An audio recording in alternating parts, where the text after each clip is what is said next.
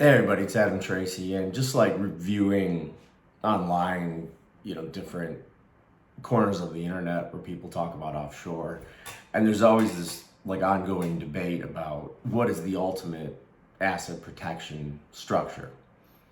And my opinion is that there is no ultimate asset protection structure, and it tends, every conversation that I read or get involved with tends to go back to one of the more common structures that you probably read about, which is a Nevis LLC owned by a Cook Islands Trust. And the reason why that's promoted by so many people as being the ultimate asset protection structure is that for Nevis, it's incredibly difficult to litigate. What they have is a 2-year statute of limitations from the time that a claim accrues. So if you go back, and let's say you're in the United States and you want to sue somebody, you won't get out of court in any major city in 2 years. It just takes that long. And there's also, if you elected to alternatively sue directly in Nevis, you are now playing by English rules, meaning the loser pays. You have to post a bond, which is equal to the amount being sued for. So if it's $1 million, you have to literally put up $1 million and risk losing that. And you have to retain local counsel, obviously, and the navigation of that legal system is something that even I can't understand. So you have that, and then back-ending the Nevis LLC with ownership by a Cook Islands Trust only creates another series of speed bumps, because these trusts in Cook Islands are written such that when the company in Nevis comes under legal peril, all the assets of that company are automatically transferred by the trustee to the trust in Cook Islands, which in turn, one could go to the Cook Islands and attempt to litigate, but you face the same 2-year statute of limitations. So by the time you figure it out, 2 years has already passed. And you're posting another bond, you're retaining local counsel, and you're working through an even more complicated and slow legal process. And as you know from any jurisdiction, getting a judgment is just a piece of paper. Collecting on the judgment is a whole other action unto itself, right? Like, people can flash around, I obtained a judgment for $30 million. Well, it doesn't mean that that person's going to give you $30 million. It means you got to go get it, and you got to hope they have it.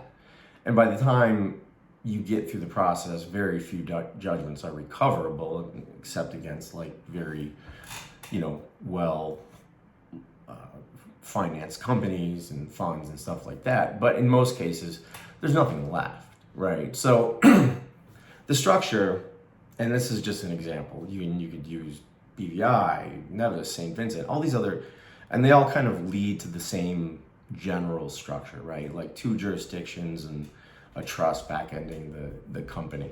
But the reality is, it's not ultimate. It may be the best, but it doesn't offer you full insulation. Like, there's a famous case here in the States where an individual by the name of Kevin Trudeau, Google him, who sold late night infomercials about books on miracle cures and other bullshit. And he had set up a structure similar to what I just explained, where the proceeds of all his illicit sales went to a Cook Islands Trust. And the government had come in, the FTC in the United States had sued him, obtained a judgment of in excess of $30 million, and then sought to recover it. But there was issues about when the timing of transfers were made from like his US sales to his offshore vehicles. And also,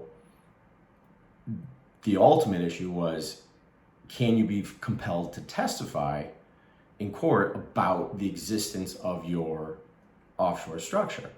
And the answer is yes. And that holds true in any common law nation, UK, anywhere.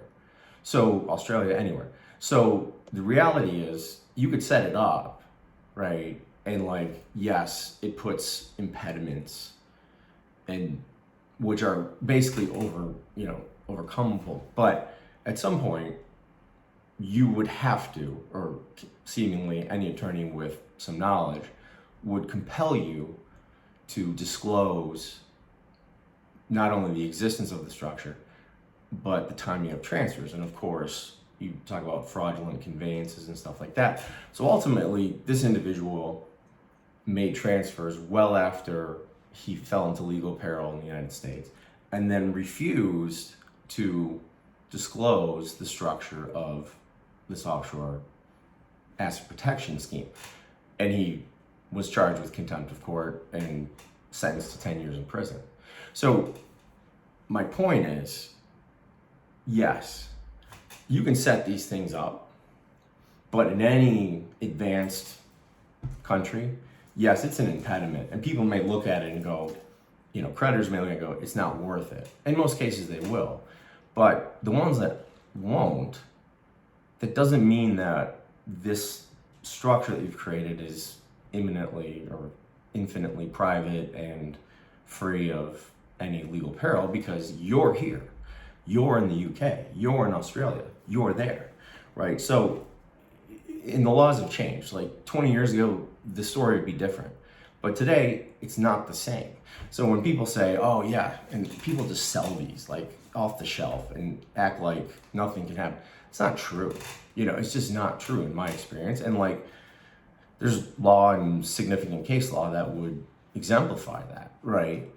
And, from a perspective of, just mechanically, like operations, if you're seeking investors or you're doing a structure like that, any attorney who has any clue is going to tell their client not to invest into an entity in Nevis, right? Because of that, because of the inability or the speed bumps that are put in there to prevent you from recovering in the case of litigation or breach of contract, fraud, whatever it may be.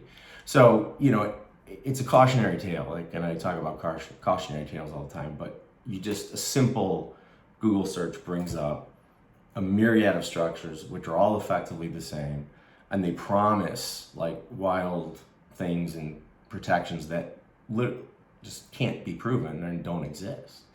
So, obviously there's an advantage, but it's not foolproof, right? And it's not absolute. So that's my take. And you see it, and you even get emails, people selling it to me, and it's like, well, it's just kind of crazy. So wanted to throw that out there. If you have any questions about it or just thinking about moving offshore or doing anything like that, definitely hit me up, Adam at AdamTracy, Tracy.io, and I'll talk to you next time. Cheers.